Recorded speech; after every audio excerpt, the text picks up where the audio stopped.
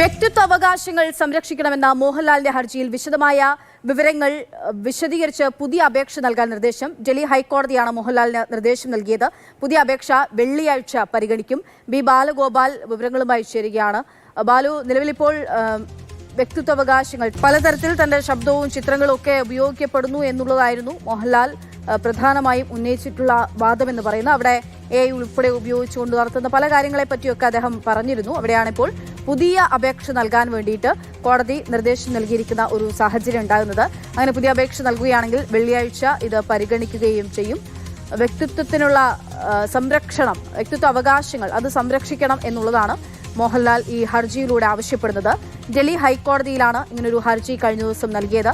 ആ ഹർജി ഇനിയിപ്പോൾ കുറച്ചുകൂടി വ്യക്തമാക്കിക്കൊണ്ട് വീണ്ടും പുതിയൊരു അപേക്ഷ നൽകാൻ വേണ്ടിയിട്ടുള്ള നിർദ്ദേശമാണ് ഹൈക്കോടതി മോഹൻലാലിന് നൽകിയിരിക്കുന്നത്. ബി ബാലഗോപാൽ ഉണ്ട്. ബാലു, ഏത് സാഹചര്യത്തിലാണ് ഒരു പുതിയ അപേക്ഷ തയ്യാറാക്കാനുള്ള നിർദ്ദേശം നൽകുന്നത്? അതിൽ കൂടുതൽ കാര്യങ്ങൾ ഉൾക്കൊള്ളിക്കാൻ വേണ്ടിയാണോ? എങ്ങനെയാണ്?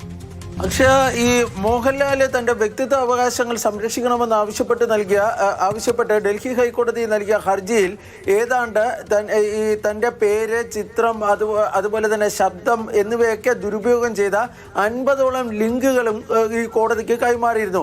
ഈ 50ഓളം ലിങ്കുകൾ കൈമാറിയെങ്കിലും കേസിൽ എതിർകക്ഷിയായി മോഹൻലാൽ വച്ചിരുന്നത് മെറ്റ, അതുപോലെ തന്നെ ഗൂഗിൾ, ആമസോൺ തുടങ്ങിയ ഈ സമൂഹ മാധ്യമ പ്ലാറ്റ്ഫോമുകളെ മാത്രമായിരുന്നു.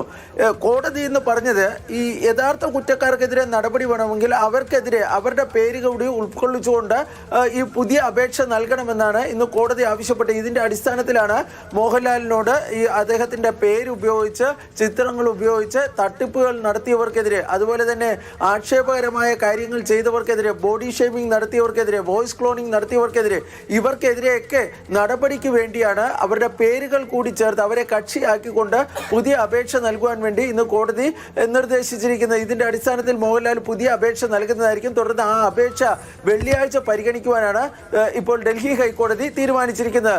ഈ കഴിഞ്ഞ ദിവസം മോഹൻലാൽ ഡൽഹി ഹൈക്കോടതിയെ സമീപിച്ചു എന്ന വാർത്ത നമ്മൾ റിപ്പോർട്ട് ചെയ്തതിന് പിന്നാലെ പലർക്കും സംശയം ഉണ്ടായിരുന്നു. എന്തുകൊണ്ടാണ് മോഹൻലാൽ ഡൽഹി ഹൈക്കോടതിയെ സമീപിച്ചിരുന്നത് എന്നതിനെ സംബന്ധിച്ച്.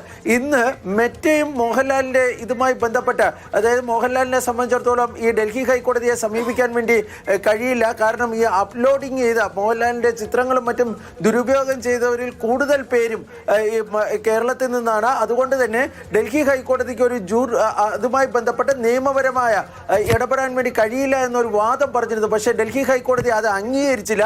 മറിച്ച് മോഹൻലാലിനോട് ഈ പേരുകൾ നൽകുക, അതിന്റെ അടിസ്ഥാനത്തിൽ നടപടി എടുക്കുമെന്നാണ് ഇപ്പോൾ ഡൽഹി ഹൈക്കോടതി വ്യക്തമാക്കിയിരിക്കുന്നത്. മോഹൻലാൽ ആക്ഷേപകരമാണെന്ന് പറഞ്ഞ ലിങ്കുകൾ നീക്കം ചെയ്യാൻ നിർദ്ദേശിക്കുമെന്നും ഇന്ന് ഡൽഹി ഹൈക്കോടതി വാക്കാൽ നിരീക്ഷിക്കുകയും ചെയ്തിട്ടുണ്ട്. പക്ഷേ ഉത്തരവ് ഇറക്കിയിട്ടില്ല. ഉത്തരവ് വെള്ളിയാഴ്ചയായിരിക്കും ഇതുമായി ബന്ധപ്പെട്ട് ഇറക്കാൻ വേണ്ടി പോകുന്നത്. അക്ഷയ്.